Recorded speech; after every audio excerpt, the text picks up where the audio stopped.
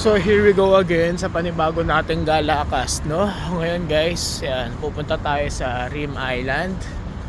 Tingnan natin kung ano meron doon para maiba naman tayo ng pinupuntahan kasi laging marina. So stay tuned lang. Takbo-takbo muna tayo, no? Let's see. Eto, kakalabas ko pala. Doon kami nakatira, yan, sa building na yan. Malapit pa lang. Konti pala nalalakad natin pero hingal na.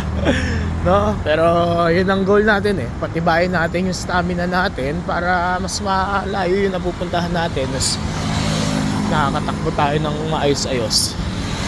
So, ito, pakita ko sa inyo. Wait. Yan, doon tayo pupunta sa mga building na yun na nandun. Okay? Tara. Yan. Kat tayo doon. Medyo maliwanag. Yung actual ilaw niyan is yan, ganito. Yan. Punta tayo sa likod ng building na yan. Ito, padagat na to eh. Yan. So, maraming katao-tao. Mas gusto ko yung ganito, no? Para maluwag tayo nakakatakbo. Kasi pagka maraming tao, syempre di tayo makakapag-video. Tulad nga nasabi ko sa inyo guys, no? Etong Abu Dhabi or technically UAE, hindi ka pwede kasi mag-video ng mga tao or parang kahit mahagip sila sa video mo ng walang consent, especially sa mga babaeng nakabalot tsaka sa mga lokal, lalo mga bata. Yari ka dun, habutin ka talaga. Teto, tingnan nyo to. Yan, dagat na siya, diba? Tara, takbo pa tayo. Punta tayo dun sa mga building. So andito na tayo sa ADGM, no? Or Abu Dhabi Global Market. Yan, etong part na to, Al Maraya Island. So as you can see guys, yan, parang lang siyang BGC na less lang yung crowd, less lang yung tao, no? Halos walang katao-tao nga, no? Diba? So kanina andito tayo sa Al Maraya Island. Ito naman, yan ang Al Rim, yung area na yan. Anong pinagkaiba nila? Ito, basta tumawid ka na dito sa ilog na to, yan, ibang island na siya. Ayan yung Rim. Yan, kita nyo, no? So, punta tayo doon, takbo-takbo tayo dito doon. Hiningin na agad ako. Tignan natin kung anong ganap doon. Let's go guys.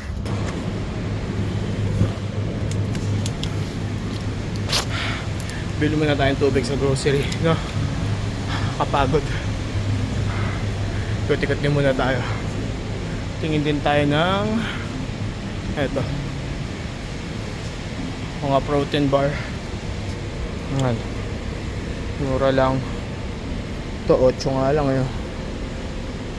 Mga diet. Ito na lang mong gusto ko to, keto. Tsaka isa nitong ito.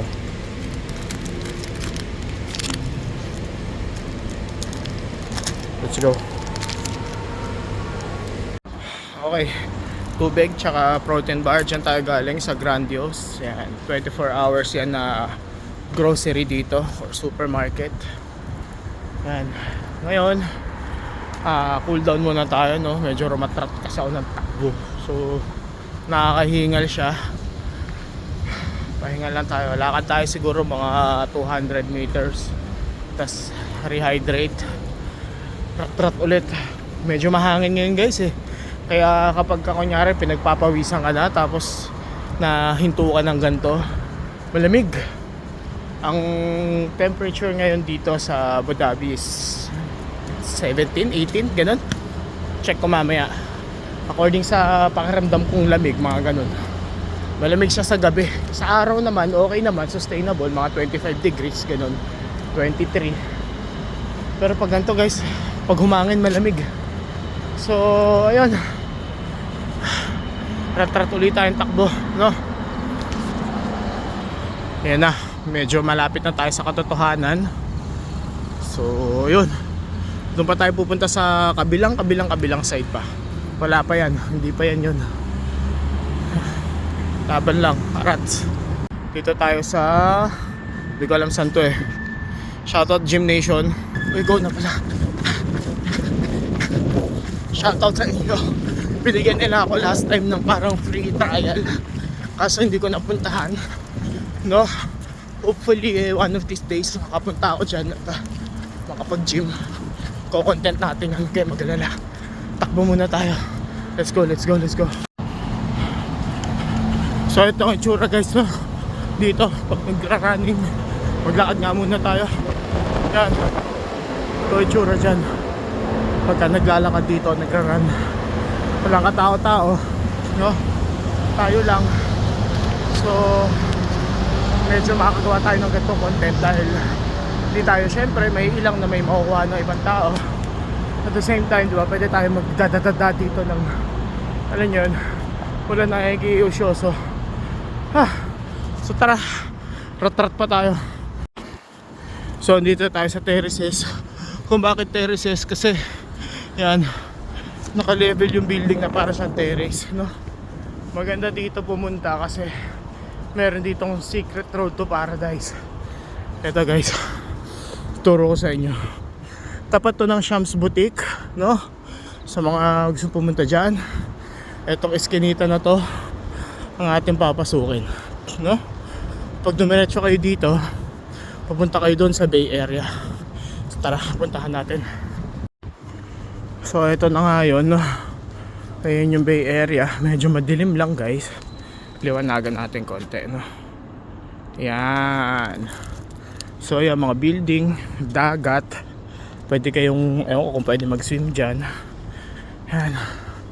Eto, may tulay dito. Papunta sa kabilang side. Doon tayo pupunta. Doon sa area na yon. So yan, as you can see, parang maze yung tulay, no? And yun, lakad-lakad muna tayo after ng tulay. Diretso ulit tayo, takbo, pupunta dun sa hidden spot. Meron akong spot dito na ano eh, na lagi kong pinupuntahan. Good spot siya, no? Maganda dun tumambay. Pakita ko sa inyo mamaya. Yan, may mga, kita nyo, may mga tumatakbo din. Wala, di ka papakialaman yung mga yan. Kung ano, yung lang sisita sa'yo, as long as hindi mo nakukuhanan yung mukha nila, no? Okay lang, content ka dito. Actually, gusto nga ng government na nagko-content ka eh, kasi parang free promotion na yun ng city eh. Diba? So tara.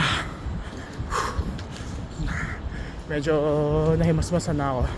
Pagkababa dito sa Yalut, no? Takbo ulit tayo. Let's go. Dagat. Actually, lagoon. Building. So ito yung parang Boracay side. Nakakatawa lang dito guys kasi parang ka nasa Boracay, no? May mga ganap sa gilid ng beach. Pwede ka maligo, pwede ka magkayak. Grabe. Alam niyo ba't ganito ako kahingal? Kasi in-sprint ko yung parang 200 meters. So ayun, para mag-init yung katawan ko kasi ang lamig. Medyo madilim na dito. Ayun, TH na ako. So tabi muna natin tong phone. Ayan, update ko kayo maya maya. Medyo madilim eh, nakaka-TH guys. Tara, lakad tayo. Yan o, ang dilim mo. So pag mga gantong moment guys, nakaka-TH talaga. Though maliwanag naman yung mga building, no? May ilaw naman siya. So syempre, diba, TH ka pa rin. Tara, punta tayo dun sa maliwanag. Parang di ko trip yung vibes dito guys. Though epas naman dito, no? Naiihina ako yan, CR yan yun. Kaso tsaka na, mamaya na yan, punta muna tayo sa safe zone. Tara, tayo sa liwanag guys. Let's go, let's go, let's go, let's go. Tuloy-tuloy lang, hanap tayo ng CR kasi naiihina ako.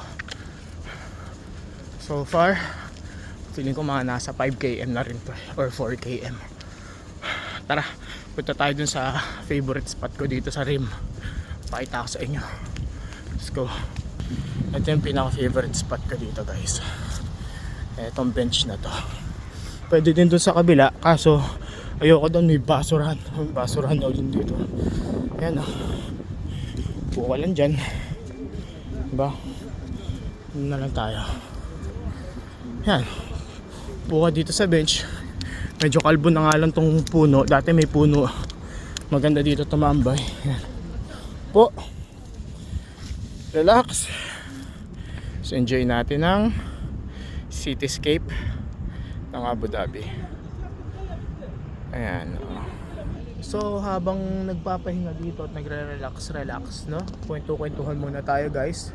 May mga sasakyan sa likod.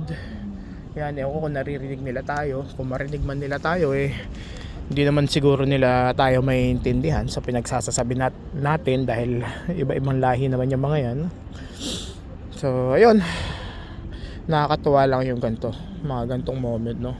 Ito yung isa sa mga pinagpapasalamat ko sa Diyos na na-experience ko yung mga gantong bagay, no?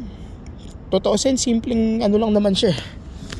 Simpleng pagtakbo-takbo, simpleng pagtambay-tambay na ganto, no? Tsaka itong view na ganto, guys, marami namang ganyan punta ka ng Antipolo, akyat ka ng Antipolo, mas maganda pa nga view dun punta ka ng BGC, punta ka ng Taguig, di ba? May mga ganito din naman doon. Di ka punta ka sa likod ng MOA.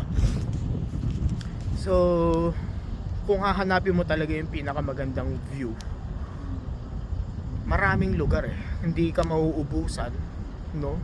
At hindi mo rin masasabi na mas okay yung gantong view kaysa sa, hindi mo masasabi kunyari na mas maganda yung Abu Dhabi kaysa sa Pilipinas, or mas maganda yung Abu Dhabi kaysa sa Japan, or kung saan man, no?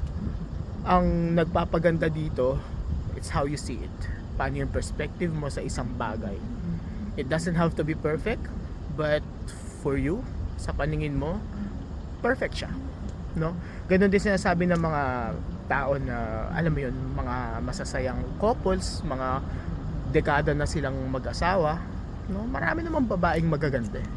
Hindi ka maubusan ng babaeng magaganda na hot chick talaga.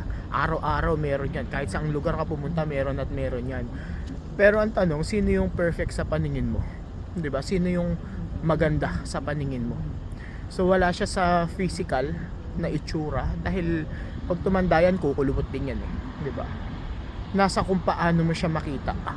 Kung kumulubot man siya, kung tumaba man siya, kung makalbo man, kung ano man mangyari sa kanya, paano mo pa rin siya makikita as maganda, nasa sayo na yun, di ba? Tulad din ng pagmamahal sa atin ni God. Yan, ito medyo lumalalim na tayo, no? Na sobrang na-appreciate ko lang talaga yung mga bagay-bagay lately. Tulad ng pagmamahal sa atin ni God. Hindi naman tayo perpektong tao, napakamakasalanan nga natin, sa totoo lang. Ang dami nating kahayupan sa buhay natin, di ba? Tsaka may mga baho tayong tinatago na ayaw natin maamoy ng iba. Pero siya, kung makita niya man yun, kumbaga, he still look at us with love. Perfect tayo sa paningin niya.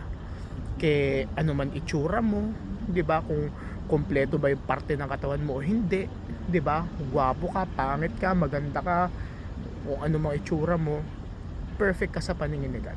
Beautiful ka sa paningin ni God. So, kung naiisip mo na nawawalan ka ng self-confidence sa sarili mo, na feeling mo pangit-pangit mo, maganda ka pa rin, pogi ka pa rin sa paningin ni God. Tao lang, kapwa-tao mo lang din ang nagsasabi sa'yo na pangit, na hindi rin naman perfecto, 'di ba? Bakit ka magpapadala doon? Kung sa paningin ni God, perfect ka, perfecto ka, 'di ba? Sobrang gwapings mo, sobrang ganda mo. So, bakit ka magpapadala sa mga ganung bagay? Right? Same din ang pagtingin natin sa buhay. Minsan parang naisip natin na ang shit ng buhay natin, parang bakit tayo parang pinagsakluban ng mundo, parang pasad natin buong mundo, ang daming kagaguhang nangyayari sa buhay natin, no? Parang nag-fail ba tayo, or malas kung tawagin nila, no? Pero yun lang naman ang perspective mo, 'di ba? Pero sa perspective ni God, kailangan mangyari sa'yo yan. Kasi may hinihiling ka sa akin Kumbaga yun yung nakikita ko na kung paano niya tuparin yung mga wishes natin.